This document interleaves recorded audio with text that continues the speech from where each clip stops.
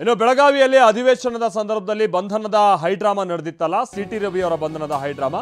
ರಾಜ್ಯಪಾಲರಿಗೆ 8 ಪುಟಗಳ ದೂರನ್ನ ಕೊಟ್ಟಿದ್ದಾರೆ ಸಿಟಿ ರವಿ ಅವರು. ತಮ್ಮ ಮೇಲಿನ ಪೊಲೀಸ್ ದೌರ್ಜನ್ಯದ ಬಗ್ಗೆ ಈ ಸಂದರ್ಭದಲ್ಲಿ ಅವರು ವಿವರಣೆಯನ್ನ ನೀಡಿದ್ದಾರೆ. ಡಿಸೆಂಬರ್ 19ರ ರಾತ್ರಿ ಪೊಲೀಸರ ವರ್ತನೆ ಬಗ್ಗೆ ಇಲ್ಲಿ ಪ್ರಶ್ನೆ ಮಾಡಿದ್ದಾರೆ ಸಿಟಿ ರವಿ ಅವರು. ಡಿಜಿಪಿ ಅವರಿಂದ ಸ್ಪಷ್ಟನೆ ಪಡೆದುಕೊಳ್ಬೇಕು ಅಂತ ರಾಜ್ಯಪಾಲರಿಗೆ ಮನವಿಯನ್ನ ಮಾಡಿದ್ದಾರೆ. ಡಿಜಿಪಿ ಅವರನ್ನ ಕರೆದು ಸ್ಪಷ್ಟೀಕರಣ ಪಡೀರಿ ಅಂತೇಳಿ ಮನವಿಯನ್ನ ಮಾಡಿದ್ದಾರೆ. ರಾಜ್ಯಪಾಲರಿಗೆ ಮನವಿಯನ್ನ ಮಾಡಿದ್ದಾರೆ ಸಿಟಿ ರವಿ ಅವರು.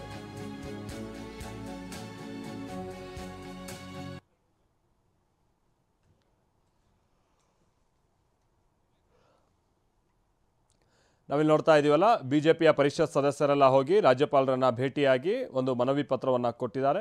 ನನ್ನ ವಿಚಾರದಲ್ಲಿ ಪೊಲೀಸರು ವರ್ತಿಸಿದಂಥ ರೀತಿ ಸರಿ ಇರಲಿಲ್ಲ, ತಮ್ಮ ಕಾರ್ಯವ್ಯಾಪ್ತಿಯನ್ನು ಮೀರಿ ಪೊಲೀಸರು ಇಲ್ಲಿ ವರ್ತಿಸಿದ್ದಾರೆ. ಡಿಜಿಪಿ ಅವರಿಂದ ಪೊಲೀಸರ ವರ್ತನೆಗೆ ಸಂಬಂಧಪಟ್ಟಂಗೆ ಮಾಹಿತಿಯನ್ನು ಪಡೆದುಕೊಳ್ಳಿ ಅನ್ನುವಂಥದ್ದು ಬಿಜೆಪಿಯ ಪತ್ರದಲ್ಲಿರುವಂಥ ಆಗ್ರಹ ಅನ್ನುವಂಥ ಸಂಗತಿ ತಿಳಿದು ಬರ್ತಾ ಇದೆ.